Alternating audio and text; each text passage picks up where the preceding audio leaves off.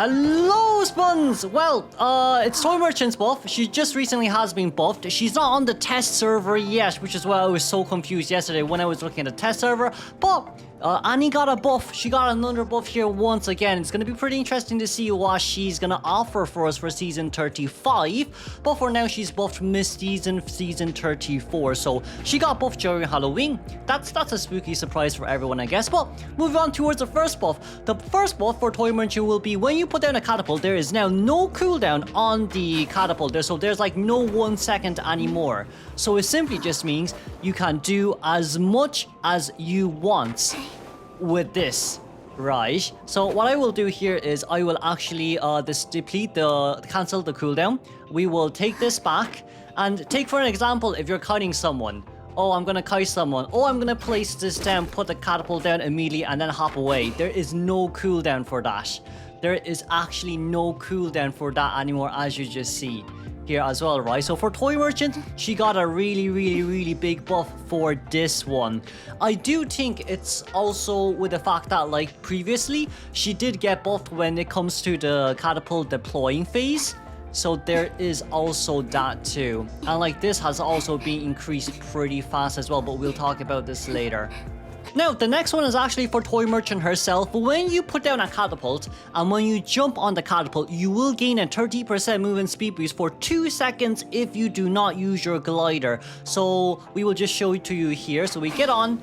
Oh, we're not going to use glider and we run. As you can see, there's a small movement speed boost for 30% right there. I don't know if you can actually see it, but there should be some differences made. Now, of course, I am on custom mode, which is why I don't know why 109 ms, but we'll just try this out once again, right? See, this is Toy Merchant's normal running animation. This is Toy Merchant after she takes catapult, lands down on the ground, and she gains a little bit of a speed boost here from the catapult landing. But of course, with this catapult, it has to be without using your glider. So let's just try this out with glider real quick. So here we go. We're gonna glide, drop down, and as you can see, there is no movement speed boost. Sadly, you have to make sure you use this without the glider just to get that 30% movement speed boost. Now, I'm not saying, like, you know, I'm not saying you should prioritize movement speed boost more than glider.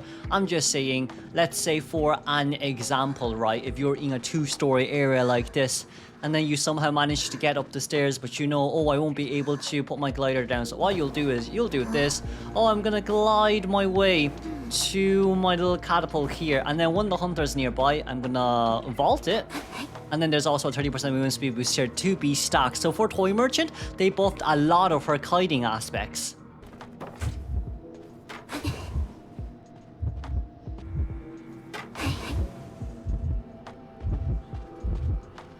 The next part of Toy Merchant's buff is actually pretty interesting. She's like a lawyer 2.0 now. What do I mean? So for Toy Merchant's next buff, whenever Toy Merchant gets a toy or gets an item from a chest, she will gain a 4% vault speed. So initially early game, since she already has an item in her backpack, she has 4% vault speed. So by technicality, right, she vaults 4% faster than any survivor. So this is currently her normal. Okay, so this is going to be her normal vaulting speed now without any muscle memory, and of course with the 4% stack. Now we'll just go get some toys to see how fast she will vault at maximum of 12%.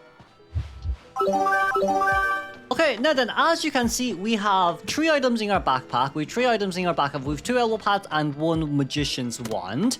And on our top right, it should indicate to us that now we have a 12% vaulting speed. Now, it's only capped at 12%, nothing more, nothing less. So we're gonna vault over this window to see how fast it is now. Without the muscle memory, of course. We'll try this one more time. So, oh, I don't have muscle memory. Let me vault over this. I vault over this relatively fast. It's very similar to Lawyer here. We will be able to see a side-by-side comparison in about 3, 2, 1. Now, of course, before we finish off with this buff, even if Toy Merchant throws away her items to survivors to use, she will still maintain that 12% vault boost regardless of what happens. So as you can see here, I have nothing left in my backpack, and my vault boost is still 12%. So with that in mind, let's just vault over this. That was muscle memory, so we'll do it one more time. We're gonna vault over this. Still relatively fast, so it doesn't really deplete even if you don't have items anymore. So that's something really nice to see. Now, this might be considered Toy Merchant's biggest buff ever, especially when it comes to support, but any survivors that can pick up items would be able to immediately pick up the items if it's dropped right next to them. So as you can see here, Toy Merchant, oh, we decided to drop an elbow pad here for our little painter. Painter walks by and picks up the elbow pad immediately. As you can see, it's already slotted there for us on Alt +3.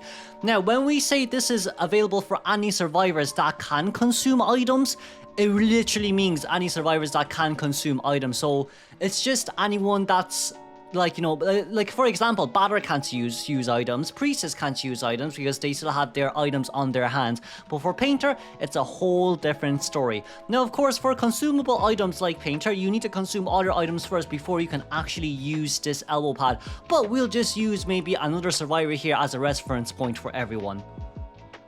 Okay, now we'll be testing this out with Lucky Guy. As you can see on my hands here as Lucky Guy, I have a wand and I have a gun. So I'm just gonna carry this over here. Meanwhile, the hunter is chasing after someone else, just so they don't come and annoy us, or else that'll be very scary.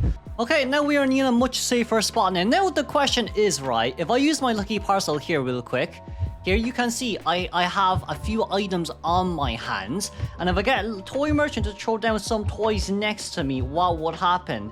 Can I pick up the both of the toys here? I think it's actually the biggest question. I walked through one. I managed to actually pick up the perfume. Can I pick up the second one? I can't. It actually seems like Actually, you know what? It seems like I can. I can't. Okay, never mind. So you're only allowed to pick up one item. And then once your one item has been picked up, you can kind of carry items around like this as the lucky guy. Maybe, I'm not too sure, but it's a little bit weird. But like, this is so good for, this is actually really good for, you know, any survivor out there in general that needs to pick up items. But yeah, for lucky guy, you can only pick up one, but as you can see there too, right, once you switch over, you can't honestly switch it back anymore. It's a little bit messy for this one because I don't know why BQ is chasing after me, but we will just retry this one more time. And now then, our next reference point would be mechanic. I guess the good question is, can we pick up the item from Toy Merchant when she throws this to us? So we're gonna equip our doll real quick. I don't know where the hunter is, but we will equip our doll real quick, and we'll get the Toy Merchant to throw an item just about right next to us. And when we walk by, it auto picks up. As you can see, right, while it auto picks up, it says it's on Alt 3. But even if it is on Alt 3, you can still carry items around this map. So you can, by technicality, carry 3 items around the map just for your survivors when it comes to support too. So this is honestly speaking really strong. And of course, if you want to drop down that elbow pad, all you do is to press the button. For me, it's Alt 3. And now you can see there's the elbow pad that I switch over instead of my doll. So, oh, that's the elbow pad used. I'm just gonna go back to collect my doll. And there is my doll still there. And there's my doll still there. I can pick up the Poseidan Watch here one more time too. And it really is just, hey, I'll just keep shuffling my items as much as I can.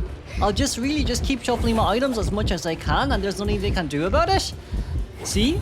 So like her support now is actually really good. If you just throw the item next to the chair, she will be absolutely insane in so many ways. But that's not her. That's not it. She has even more than just this one buff, which is probably gonna make me cry later. But we'll move on straight towards the next buff.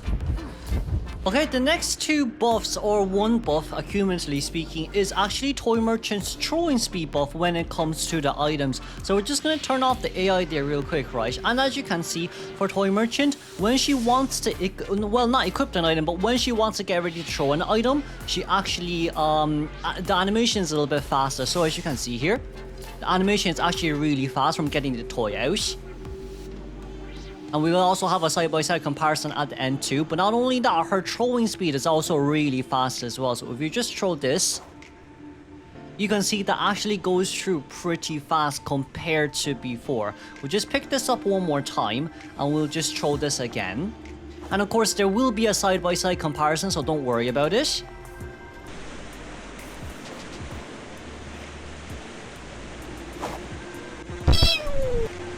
It seems like the throw speed's the same, but the range of the throw is pretty far, so I guess that's the only buff. I'm not sure, really, but it's what Nettie said. And one of the only nerfs that Toy Merchant got was she can't actually have Poseidan watches on her toys, on her baskets anymore, so she doesn't really spawn with those no more from now on. But more or less, you have more of a chance of getting an elbow pad or a needle or a magician's wand early game, but there would be no more Poseidan's watch, sadly. But overall, for Toy Merchant's buff, it is really good. She gets her movement, she gets her vault buff, she gets her movement speed buff as well right after she gets off from the catapult without actually using the glider, and her support is absolutely insane, in which, you know, survivors don't even have to pick up the items anymore. They can just carry it in their secondary inventory, which is like a lucky guy slot to make them even more stronger throughout the game. I do think Toy Merchant will probably be one of the next S-tier survivors for next season, but for this season we're just gonna have to see a little bit more, and just to get a little bit more of the analytics side. Now, of course, Knight and Goldman has been adjusted too as well, but it's not fully done, so I guess we won't be talking about that anytime soon. But that's it that we have to offer for you here for Toy Merchant. We'll see y'all in the next video.